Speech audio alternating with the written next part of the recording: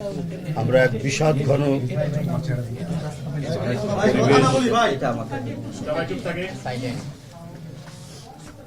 আমরা একটি বিষাদ ঘন পরিবেশ এর মধ্যে কথা বলছি। একজন মায়ের, একজন বাবার যে আহাজারি, আপনারা নিজেই সেই ক্রন্দনরত আহাজারির আপনারা শব্দ শুনেছেন।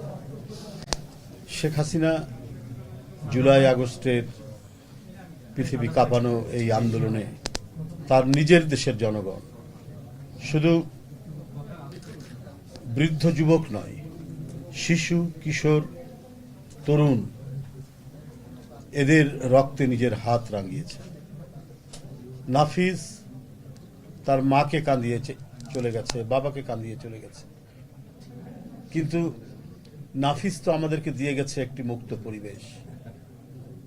একজন রক্তপিপাসু দানবকে বিতাড়িত করেছে। এরা কিশোর নয়, শুধু এরা শিশু নয়, এরা ছিল সেই পাতালপুরীর রাক্ষস খোক্ষসকে বিতাড়িত করার সেই বীরত্ব ব্যঞ্জক রাজকুমার, যারা নিজেদের জীবন দিয়ে আমাদেরকে মুক্ত বাতাস দিয়ে গেছে। সাংবাদিক বন্ধুরা, এই বাড়িতে বাড়িতে কান্নার রোল, এই বাড়িতে বাড়িতে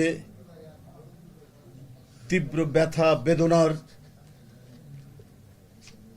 যে মর্শিয়া আমরা দেখতে পেয়েছি 5ই আগস্টের আগে থেকে জুলাই মাস 5ই আগস্ট পর্যন্ত এবং তারপরেও ফ্যাসিস্ট দানবদের রক্ত ঝরানো থামেনি। একজন ব্যক্তি তার শুধু ক্ষমতায় থাকার জন্য এমন কোনো পন্থা নাই অবলম্বন করেনি। একটা নিষ্পাপ ফুলের মতো একটি কিশোর নাফিজকে হত্যা করতে দ্বিধা করেনি, শুধুমাত্র নিজের ক্ষমতাকে নিরাপদ করার জন্য। যিনি ক্ষমতাসীন ছিলেন তিনি আসলেই মানুষের রক্তে মাংসে গড়া কিনা এটা আজকে সন্দেহ হয়।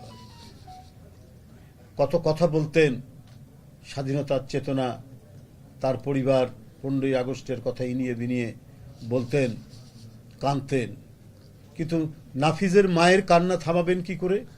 মুগ্ধর মায়ের কান্না থামাবেন কি করে? আবু সাইদের মায়ের কান্না থামাবেন কি করে? এরকম অসংখ্য শিশু কিশোর যারা স্বপ্ন নিয়ে ইউনিভার্সিটি, কলেজ, স্কুলে পড়াশোনা করছিল, যারা তার পিতার সংসারের হাল ধরবার প্রত্যয় নিয়ে এবং ভালো মতো মানুষ হবে এই স্বপ্ন নিয়ে যারা স্কুল কলেজে পড়ছিল, আপনি সেই স্বপ্নকে আপনি ম্লান করে দিলেন, নিজে প্লেনে করে পালিয়ে চলে গেলেন, অথচ শিশু কিশোরদের রক্ত পাড়ি দিয়ে, রক্ত মারিয়ে আপনি এটে গেলেন। আপনার এক নেতা কয়েকদিন আগে বলেছে যে জাতির কাছে প্রয়োজনে ক্ষমা চাইবে। আপনারা কিসের ক্ষমা চাইবেন? মানুষ তো আপনাদেরকে মনে করে আপনার মানুষ, আপনাদের 2 হাত আছে, কিন্তু আপনাদের এক হাত থেকে গলায়, আরেক হাত থেকে পায়ে। প্রয়োজনে গলা চাপ দিতে পারেন, টিপ দিয়ে মেরে দিতে পারেন চেপে, আবার প্রয়োজনে পা ধরতে পারেন। এটাই মানুষ বলে। ক্ষমতাসীন যারা ছিলেন 5ই আগস্টের আগে, তাদের হচ্ছে এটাই প্রকৃতি, তাদের হচ্ছে এটাই স্বভাব। শুধুমাত্র এক ব্যক্তি এবং এক পরিবার বাংলাদেশে থাকবে, তাদের কাহিনী থাকবে, তাদের বানানো মিথ্যা বয়ান দিয়ে এদেশের স্কুল, কলেজ, ইউনিভার্সিটির ছাত্রদেরকে তারা ভুলিয়ে রাখতে চেয়েছে। কিন্তু ওটা যে মিথ্যা বয়ান ছিল, আজকে ওই শিশু কিশোররাই নিজেদের জীবন দিয়ে, নিজেদের রক্ত ঢেলে দিয়ে, নাফিজের মতো যার পেটে ঢুকে পিঠ দিয়ে বেরিয়ে গেছে গুলি, কিন্তু ওরা তো শুধুমাত্র মিথ্যা, অসত্য, অনাচার, লুটপাট, হরিলুট, এটার বিরুদ্ধে তো তারা দাঁড়িয়ে নিজের জীবন উৎসর্গ করেছে। ইতিহাসের বই, ভূগোলের বই, সাহিত্যের বই ছাত্রদের জন্য প্রত্যেকটাই এই 15-16 বছরে ওরা মিথ্যায় পরিপূর্ণ করেছে। শুধুমাত্র তার বাপ আর মেয়ের মিথ্যা কাহিনী দিয়ে তারা তৈরি করেছে স্কুলের পাঠ্যসূচি, কলেজের পাঠ্যসূচি।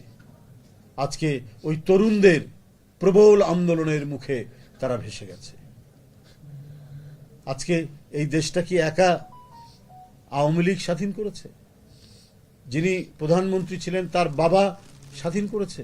কই যুদ্ধের সময় কোথায় ছিলেন? কোথায় তার যুদ্ধের ঘোষণা? এ দেশবাসী তো শোনেনি তার যুদ্ধের ঘোষণা, শুনেছেন একজন মেজরের কণ্ঠস্বর। তাহলে কিসের এত গর্ব ছিল? স্কুল, কলেজ, ব্রিজ, কালভার্ট প্রত্যেকটি জায়গায় শুধু বাপের নাম দিয়ে ভরিয়ে দিয়েছেন। 1 টাকার নোট, 5 টাকার নোট, 10 টাকার নোট, 20 টাকার নোট, 100 টাকার নোট, 50 টাকার নোট, 500 টাকার নোট, প্রত্যেকটিতেই শুধু বাপের ছবি। আর এদেশের জন্য কেউ আন্দোলন করেনি, কেউ সংগ্রাম করেনি, কেউ রণাঙ্গনের মুক্তিযুদ্ধে নেতৃত্ব দেননি। আজকে মৌলানা ভাসানীর ছবি নেই কেন টাকার নোটের মধ্যে? আজকে শহীদ রাষ্ট্রপতি জিয়াউর রহমান যিনি মুক্তিযুদ্ধের ঘোষক তার ছবি নাই কেন? আজকে জাহেল ওসমানীর ছবি নাই কেন? সব আপনার বাবা করেছে। তাজউদ্দিন সাহেবের ছবি নাই কেন? কারণ এই দেশটিকে বানাতে চেয়েছে একবারই শেখ দেশ, শেখের পারিবারিক দেশ, তাদের পারিবারিক জমিদারি। আর এই জমিদারি করতে গিয়েই তারা গোটা দেশকে একেবারে জাহান্নামের দ্বার প্রান্তে তারা টেনে নিয়ে গিয়েছিল। আর যখন যার ইচ্ছা নিজেদের লোক, নিজেদের পরিবার পরিজন, আত্মীয় স্বজন সবকে বিদেশে যাতে দীর্ঘদিন যুগের পর যুগ, প্রজন্মের পর প্রজন্ম যাতে সুখে থাকতে পারে, তাই বাংলাদেশ ব্যাংক থেকে শুরু করে অধিকাংশ সরকারি ব্যাংক লুট করার সুযোগ দিয়েছেন। লক্ষ কোটি টাকা লুটে নিয়ে গিয়েছেন তারা। ওদের একটা ভিতরে ভিতরে ঠিকই ভয় ছিল যে আমরা যে অনাচার করছি, যে পাপ করছি, এই পাপের প্রায়শ্চিত্ত করতে হবে। এই প্রায়শ্চিত্তের ভয় ভিতরে ভিতরে ছিল, কিন্তু প্রকাশ করতো না। যদি তারা মনে করেছে যে যেন তেন প্রকারে আমরা হয়তো টিকে যাব। কিন্তু আল্লাহর মায়ের বলে একটি কথা আছে।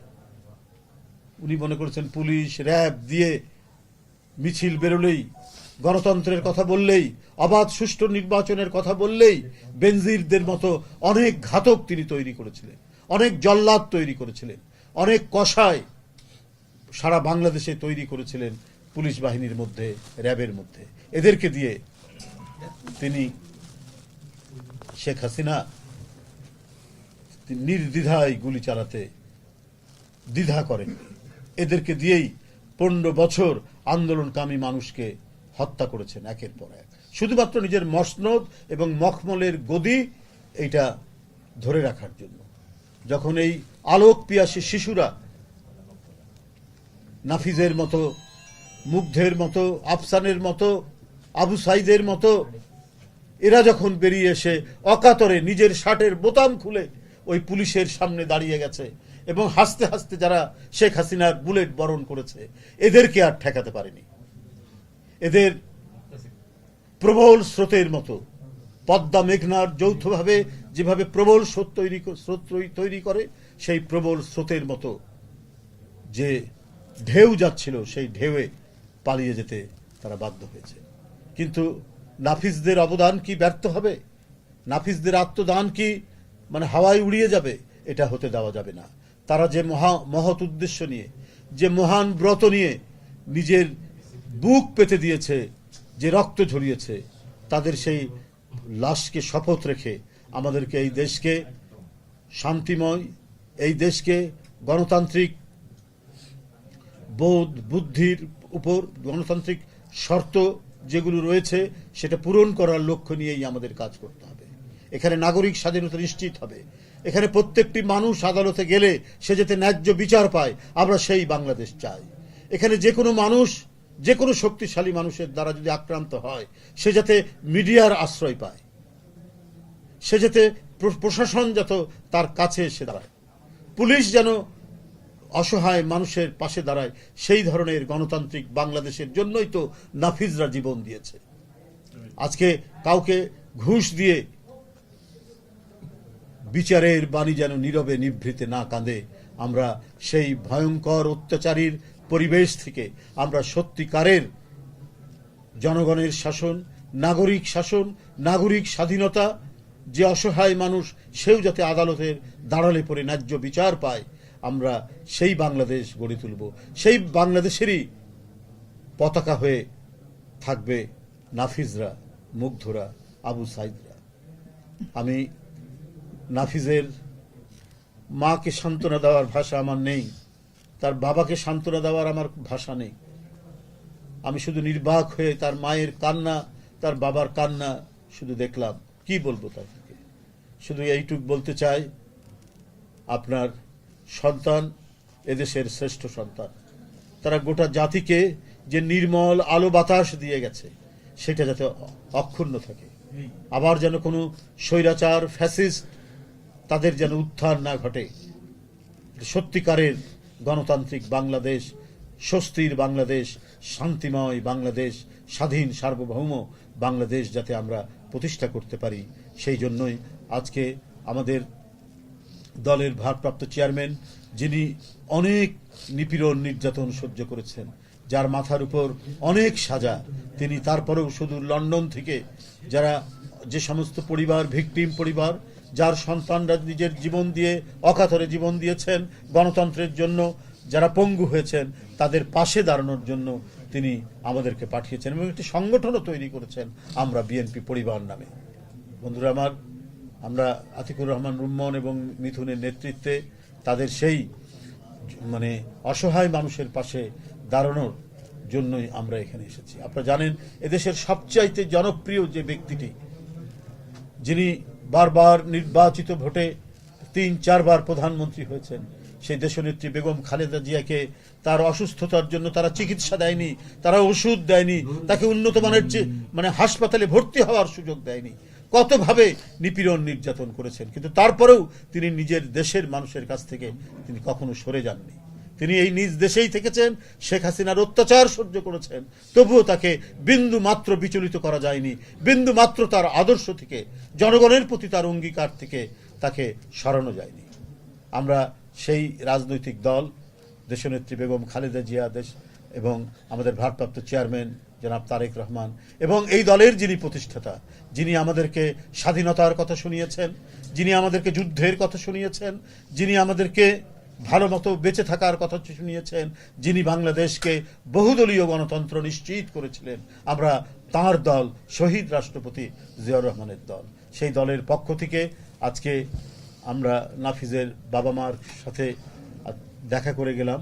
আমি আগেই বলেছি, তাদের শোক, তাদের বেদনা, তাদের চোখের কান্না হয়তো আমরা বুঝতে পারবো না, কিন্তু বাংলাদেশ জাতীয়তাবাদী দল বিএনপি যতদিন টিকে আছে, বেঁচে আছে, এই মহত্তম পরিবারগুলো, এই মহিমান্বিত পরিবারগুলোর সাথে থাকবে, পাশে থাকবে, এই অঙ্গীকার করছি।